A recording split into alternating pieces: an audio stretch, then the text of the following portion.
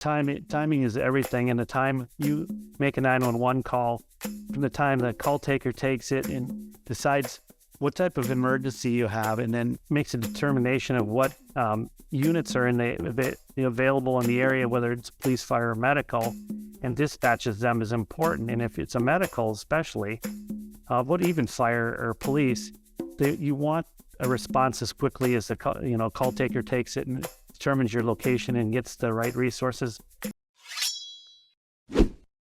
Welcome to Business Ninjas, brought to you by WriteForMe, where you'll hear from business leaders who are out there growing their business and slaying it every day. Learn from the masters. Let's get started.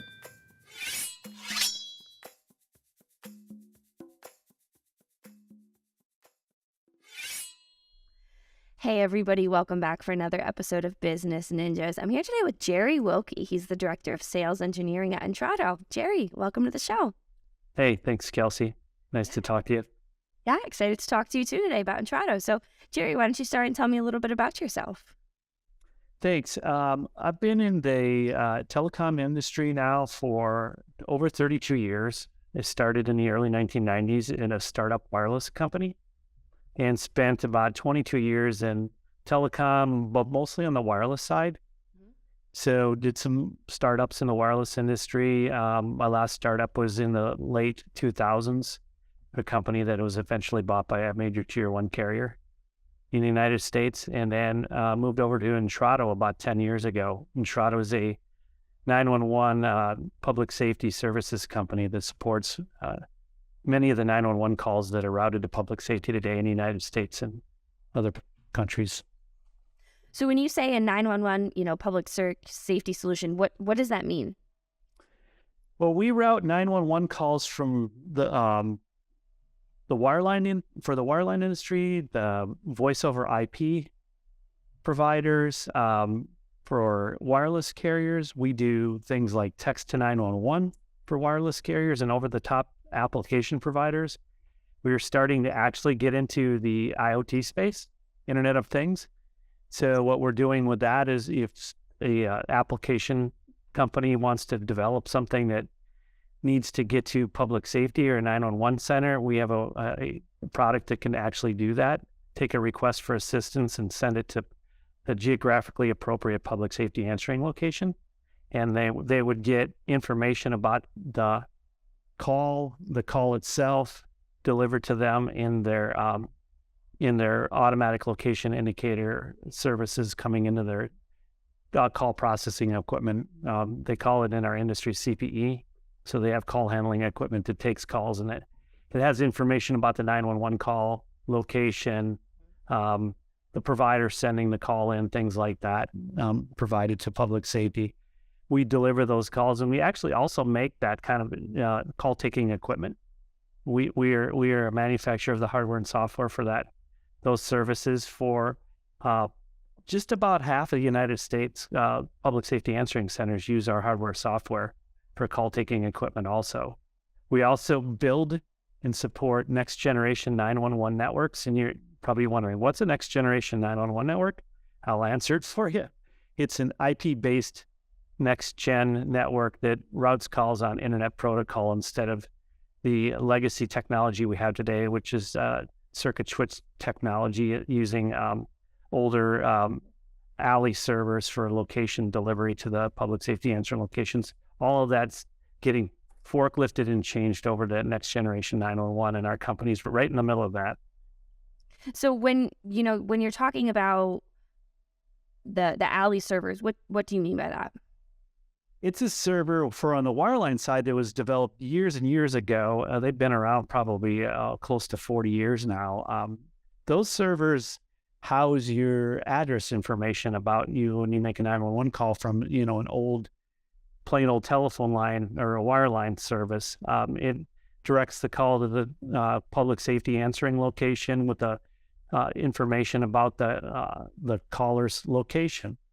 Well, as wireless and VoIP started to take off, wireless first, and then VoIP, voice over IP, started to take off, they had to start figuring out a way to actually reuse those alley nodes or those servers regionally around the country to direct the wireless caller in the wireless location information to public safety, kind of taking the existing infrastructure that was in place today and finding a way to retask it for wireless call routing and location delivery and VoIP call routing and location delivery.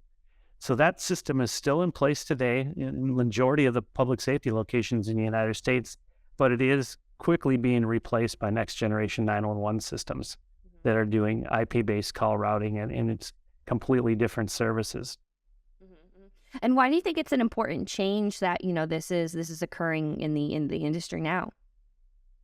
It brings more, at least it's supposed to bring more redundancy, flexibility, new services available, such as being able to deliver native text and video services into public safety, and actually helps in the future, is going to help with call routing based on the location of the caller, especially from a wireless device.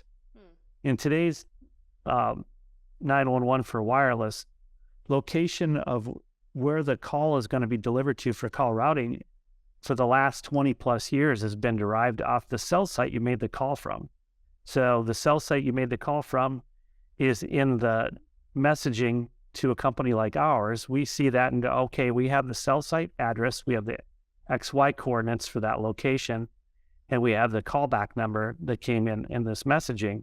We'll deliver that to public safety. That's called phase one information. And we'll route off that XY coordinate to public safety that's geographically appropriate for that cell site or sector. So we already have established call routing on each cell site and sector.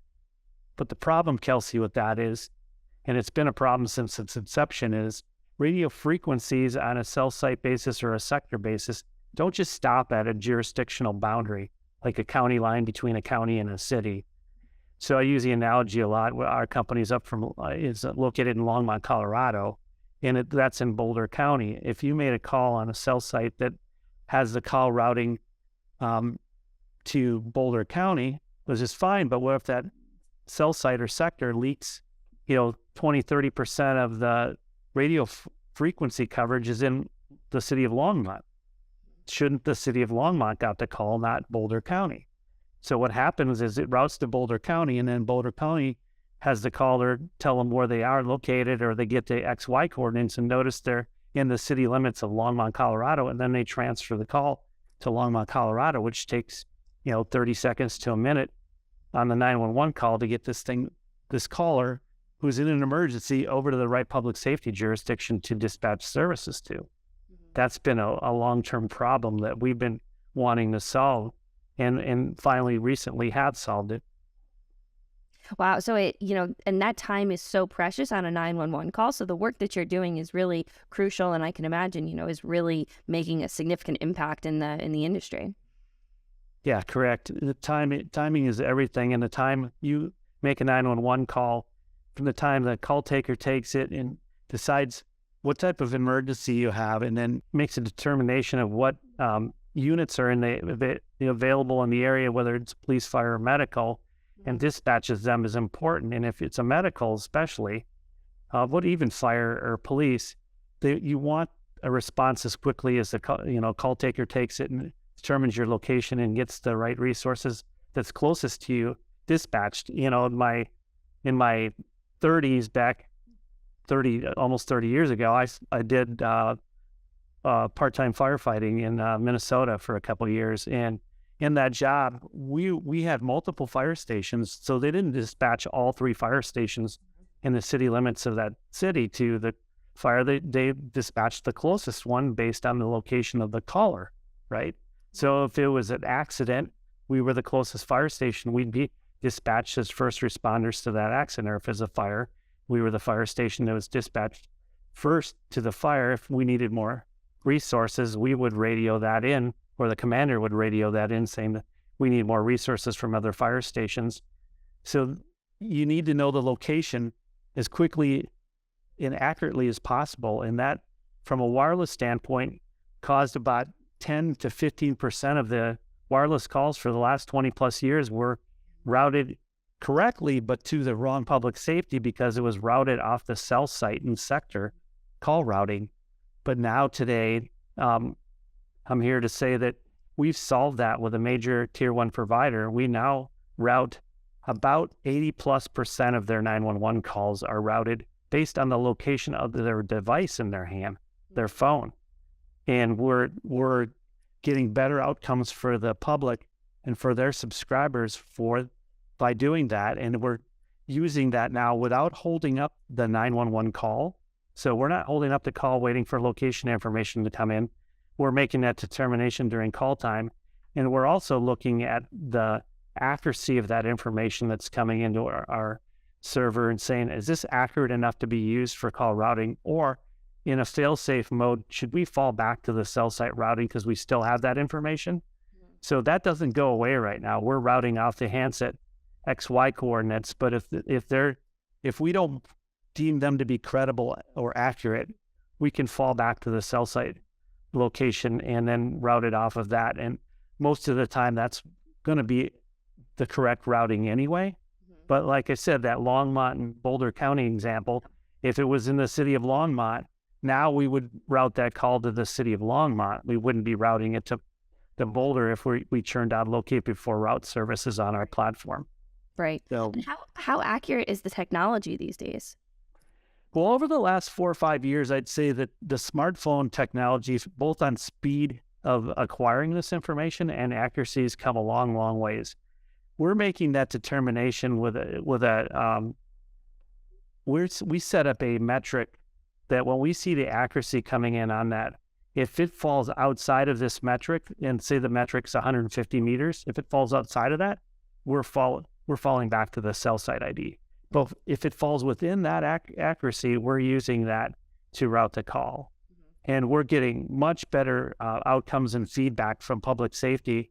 And it's live today for one of the major 3 carriers. It's live today for all of their 911 network, meaning that we're making this routing determination at call time. We're looking at the accuracy of the location information, and over 80% of the time we're using what the device sent us, not the call routing off the cell site or sector ID. So that's cut back public safety call transfers tremendously. Yeah, I can imagine. So before you were talking about efficiency and accuracy. When Intrado went to market, what was the biggest issue that you were trying to solve? Really, we were trying to solve mostly this issue is, could we make, years ago when we started working on this, could we make a routing determination in time that was accurate enough, but also it came in without holding up the 911 call, because that was one of the principles we were trying to adhere to. We can't hold up the call. That's not a good outcome. So how do we do this without holding up the 911 call? And is the information coming into us accurate enough? And there's been changes in the 2 smartphone providers, Google Android and Apple is operating systems, and they've been making improvements over the years on their accuracy and their speed of acquiring from the sensors on the device, the location accuracy at a 911 call. I don't think many people do this, Kelsey, but when you make a 911 call, your phone goes into an emergency mode, and so does the call when it comes into the carrier's network. It's going now through servers that are prioritizing it as a 911 call. It's kind of separated from the normal calls you make within the carrier's network. And it says, oh, I got a 911 call, send it over to this emergency server. That emergency server then breaks that call out, sends it over to a company like us, then we determine routing and get it to the right public safety. But this is all done during the 911 call, and you made that call, the device knows you made the call, the carrier network knows you made the call, and then when we get the information we need to make this routing determination. That's really interesting. And, I've been learning a lot more about, I've been watching the Murdoch trial, so I've been learning a lot about 911 calls, and it's interesting for you talking about the accuracy, and I didn't know that calls start recording right when you press 911, they start recording right then, which I think is an interesting fact. But do you I digress, do you see trends in the clients that work with Intrado? Because I imagine it's a highly regulated industry, dealing with emergencies, dealing with people's lives. So kind of a 2-part question. 1, do you see trends in, the clients that you work with? But also 2, kind of talk to me a little bit about the regulations in the industry. Well, trends I'd say right now, what we're seeing is more alternative services being provided by a company like us, and we're bringing products to the marketplace that deal with. I'll use an example. We have a new product suite called Safety Suite, and in the market that's really addressing is enterprise safety and school safety. Mm-hmm. So you have regulations now, for example, Alyssa's law for schools or enterprises that if you're supposed to be able to put some kind of a request for assistance or panic button on the wall, we actually made a panic button that you could that's a wearable. It's like the size of a badge that you can that integrates into Safety Suite's platform that now has you be able to invoke a request for assistance. But not only does that go to public safety in a cool fashion, but it also alerts people like on the security or leadership of the school or the company that would use this type of system. It alerts them that somebody is in distress. Where's their location? You know, if it alerts them, the person that has this wearable on could actually say, "Oops, I shouldn't have pushed that." They can cancel it. So their service is on us. We have this in the cloud today, so you can see what's going on within a laptop or tablet, and also we have a mobile app for this service.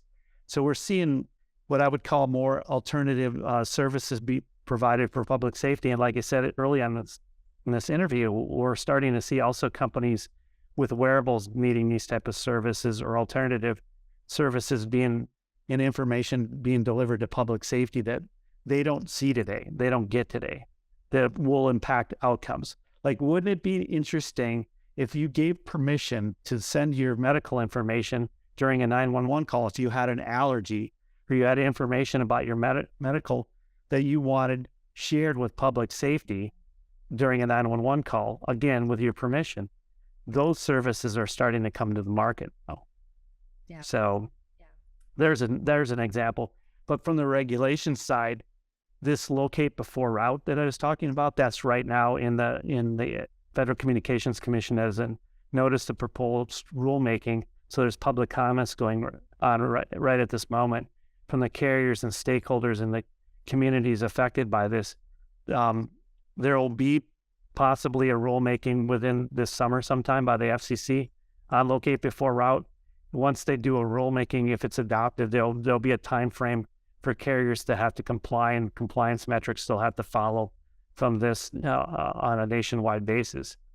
So the FCC's made rulemakings over the last decade since I've been at Intrado on 911 accuracy. They raised the accuracy bar tremendously in 2015, what I'd call the FCC's fourth report and order. They've added in the fifth report and order and sixth report and order vertical accuracy metrics now we call them Z-axis, but it's really vertical. How high are you in a building? For example, what floor you're on, and they put a accuracy metric on that.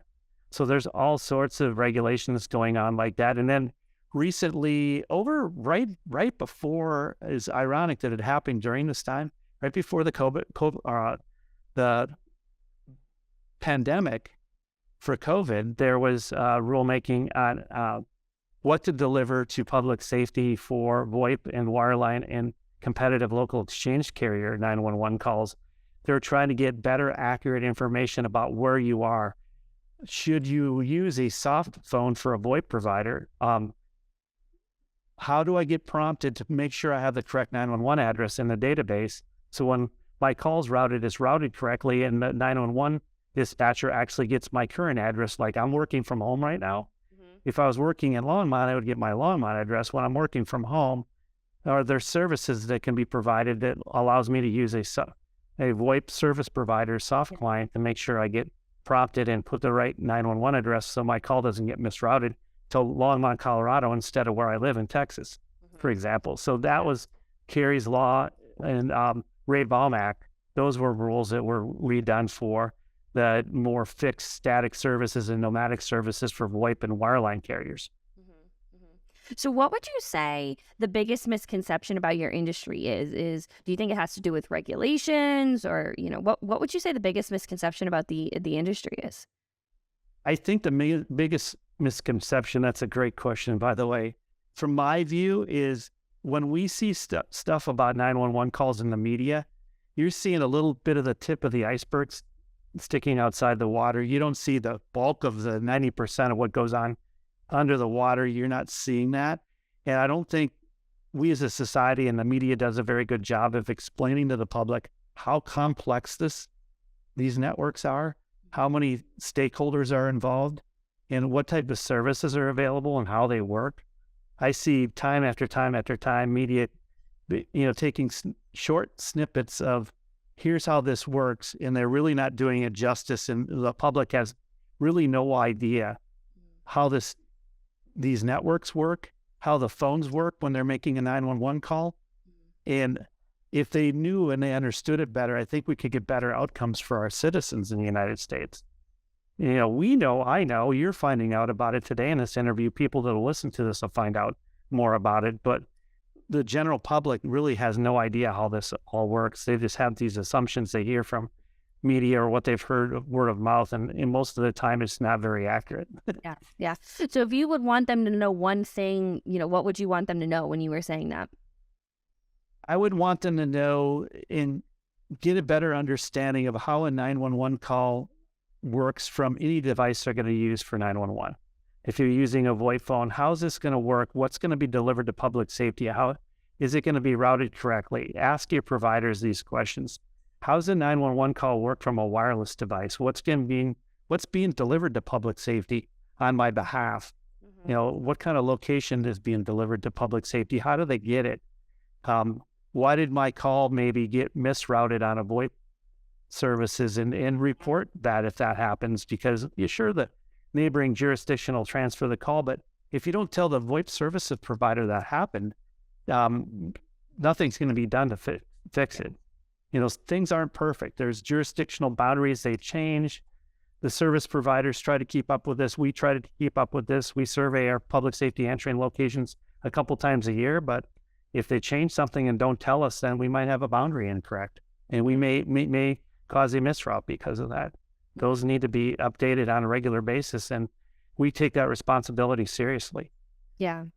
So kind of talking about educating, citizens on, 911 calls, where can people go to learn more, about Intrado, about, educating themselves on, 911 calls? Where can they go to learn more information?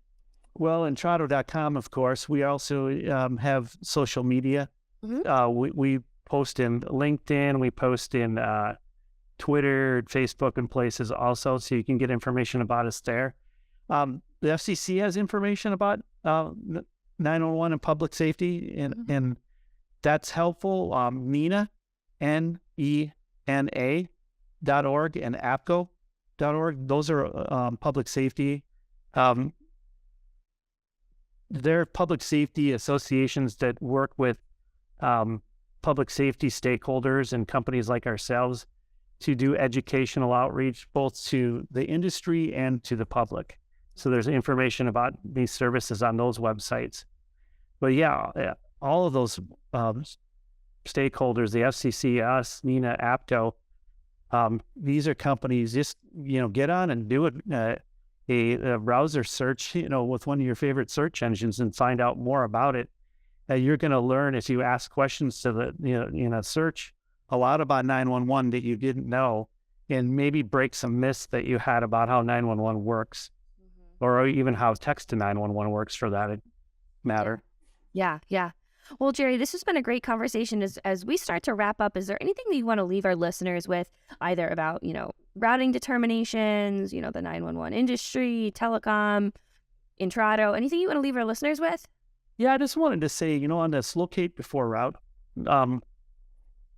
project we worked on with AT&T, I just wanted to thank AT&T for their engineering team's help working through this project with us, but also our engineering team. And it wasn't just me working on that. There was people with me, and our team was John Snap, the VP of Technology, was heavily involved. Of course, myself and the account executive for AT&T, Todd Rafter, worked on the agreements with AT&T to pull this off. We had our engineering group, we call them the Einstein team. That's their real name.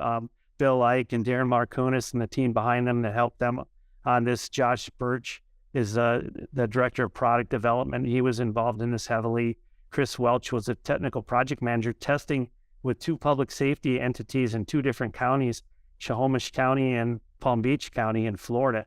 They were both heavily involved in testing this and validating our assumptions and making sure things were working before we took this nationally with AT&T. And I just wanted to give them a shout out and the leadership at our company for supporting us on this venture and getting this done finally after 20 plus years of routing off cell site only. It was nice to see a change in technology and better outcomes for the public. Yeah, well, it's profound, and like you said, I can imagine the outcomes that it has affected the public with for the best has been pretty profound. I can imagine. So, Jerry, I appreciate you being on Business Ninjas today. I think this was a great conversation, very insightful and informative, and I appreciate you taking the time to break everything down for me. Thank you, Kelsey.